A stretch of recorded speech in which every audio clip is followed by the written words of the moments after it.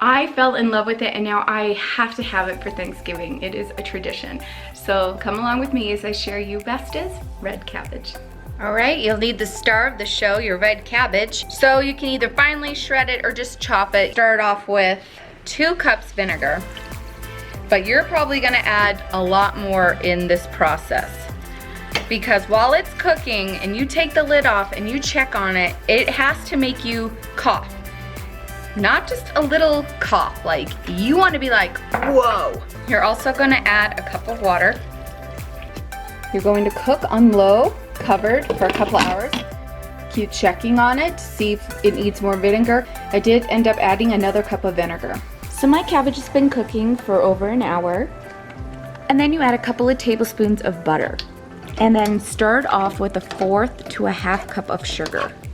This is all to taste. So if it's a little too bitter for you, add more sugar.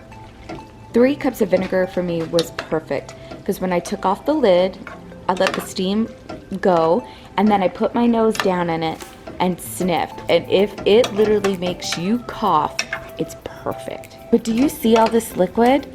So what I did was I drained some of the juice.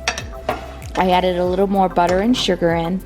And I left enough of the water / juice at the bottom so it wouldn't burn. And then I let it cook for a little while longer.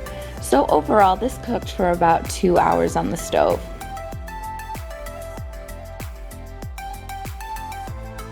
I know some family members will put caraway seeds in it, but we don't. All right, thank you so much for joining me and we'll see you soon. Bye.